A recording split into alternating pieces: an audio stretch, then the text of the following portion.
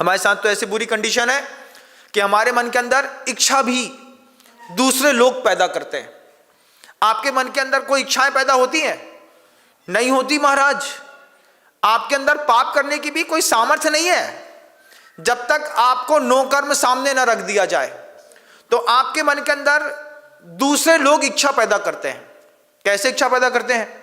Mobile में इच्छा पैदा करी जाएगी। सबसे पहले हम घर में थे, सामने एक जनरल स्टोर थी, तो क्योंकि गांव था तो कभी उसकी दुकान में जाके बैठ जाओ, तो टीवी में ऐड आ रहा था। क्या? नाक के ऊपर बाल रहते हैं, उस बाल को निकालने के लिए एक टेप आता है। तो अब वो टीवी में ऐड देखा सबसे पहले। आपने देखा कि नहीं देखा? क्या बोलते हैं उसको? हाँ, जो भी कहते हैं, आप समझदार हैं, आपको आता होगा, हमको नहीं आता। हम तो वो बात बता रहे हैं कि हमारे मन के अंदर कोई इच्छा नहीं है। हमारे मन की इच्छाएं भी कोई दूसरा कंट्रोल्ड फायर करके इच्छा पैदा करता है।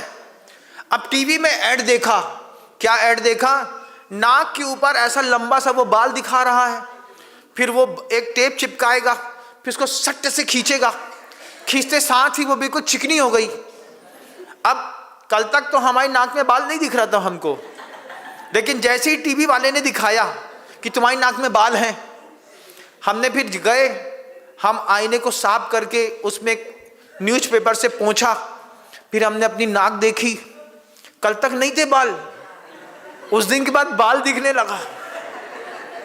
अब जैसे ही बाल दिखने लगा तो इच्छा पैदा हुई कि भैया एक स्ट्रिप हम भी खरीद करके नाक का बाल निकाल दें।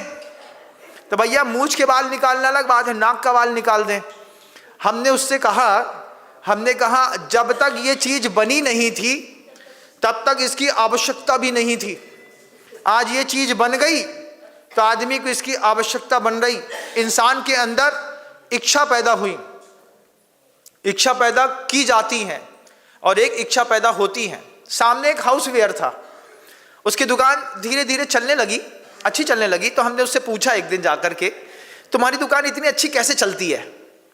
लोग कस्टमर तुम्हारे पास आते हैं, बोले यार भैया क्या बताएं, एक डायरी रख ली है, कोई व्यक्ति आता है वो पूछता है तुम्हारे यहाँ लंबी वाली गगरी है? हम कहते आज नहीं है, 4 दिन बाद मिल जाएगी। फिर उसकी लंबी गगरी नोट कर लेते हैं। उसने कहा एक चौड़ी वाली तवेली चाहिए है, नहीं है, लेकिन हम उससे कहते हैं 3 दिन बाद मिल जाएगी। 3 दिन में बुला करके नई तवेली दे देते हैं। उसने फिर आकर बोला एक फ्राइंग पैन चाहिए है। ये क्या है? इंसान को घर के अंदर किसी चीज की आवश्यकता महसूस हुई, वो व्यक्ति बाजार गया, उसने पूछा कि हमको ऐसी कोई चीज चाहिए है। बाजार के व्यक्ति को लगा कि इसको ऐसी चीज की आवश्यकता है तो हमने लाके दे दिया। ये उपभोक्ता और उत्पाद का नियम था, लेकिन आज उत्पाद और उपभोक्ता का नियम है। पहले क्या होता है? पहले चीजें बल्क में बना लो, बनाने के बाद 200% की उसमें आप एडवर्टाइजिंग मटेरियल मिक्स कर दो, उसके बाद दिखाओ। अब उसके बाद दिखाने के बाद हमारे मन को इतना कंट्रोल कर लिया कि अगर हम 8 दिन 10 दिन 15 दिन मोबाइल टीवी मीडिया से अगर अपने आप को क्विट कर लेते हैं, इसका भी अगर अपन फास्ट कर लेते हैं, तो हमारे मन की 1000 इच्छाएं तो वैसे ही मर जाएंगी। क्यों महाराज? कुछ देखा नहीं तो कुछ जानते नहीं। जितना देखोगे उतनी नवीन नवीन इच्छाएं, क्षयोपशमिक ज्ञान है, वो क्षयोपशमिक ज्ञान नवीन नवीन इच्छाएं पैदा करता है। आचार्य जी कहते हैं माँ चिंता माँ जंपै इठ मिठ नेव धरो। बोले किसी प्रकार की आंख खोल करके संसार मत देखो, आंख बंद करके संसार देखो, क्योंकि भगवान तुम्हारा आंख बंद करके सब देख रहा है। तुम आंख खोल करके देख रहे हो तो दृश्यमान जगत से प्रभावित है। हम जब आंख बंद करके देखेंगे तो अदृश्य जगत से प्रभावित होंगे। संसार चलता किससे है? पहली बार गुरुजी ने जब इन शब्दों का विश्लेषण कर रहे थे, नेमावर की बात है, उस नेमावर के उस संबोधन में गजब का प्रेजेंटेशन था आचार्य महाराज का। आचार्य महाराज जी कहते हैं कि मन के अंदर कोई पाप उठेगा, उस पाप का शमन अंतर मुहूर्त के अंदर हो जाता है।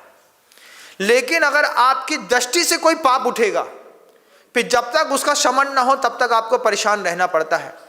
आचार्य जी ने उदाहरण दे दिया इसी ब्रह्मचर्य के दिन में। रात को सोते सोते आपकी इंद्रियां उन्मत्त हो गई, तो आपके उस उन्मत्त इंद्रियों को शमन होने में कितना समय लगता है? 2, 4, 5 मिनट। लेकिन दिन के 9 बजे आपने किसी मोबाइल सोशल मीडिया पर कोई चीज देख ली, अब आपका मन उन्मत्त हो गया।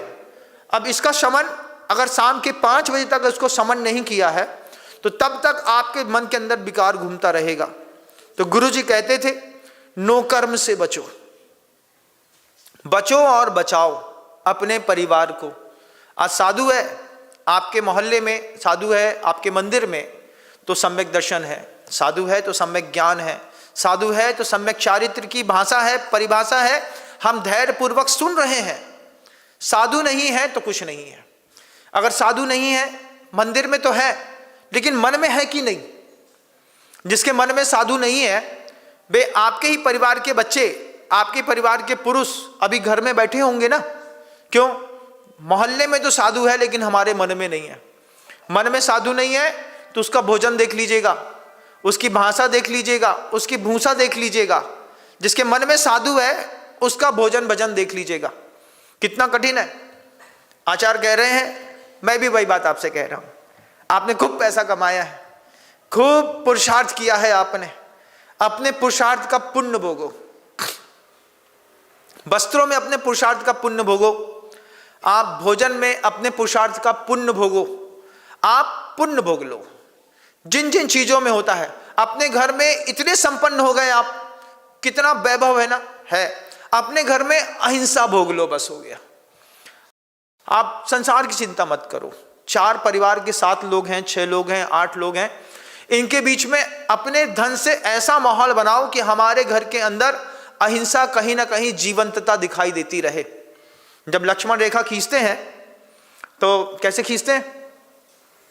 उसको थोड़ा सा पानी में डाल करके और गाढ़ी कर दो, एक भी काकरोच यहां से वहां निकले नहीं कि तुरंत मर जाना चाहिए। ऐसी भावना रहती है ना, रहती है। महाराज ये क्रूरता हर माँ बहन के अंदर है। अगर आपको मेरी वीडियो अच्छी लगती है तो प्लीज़ मेरे चैनल को लाइक करें, शेयर करें और सब्सक्राइब करें। Thank you.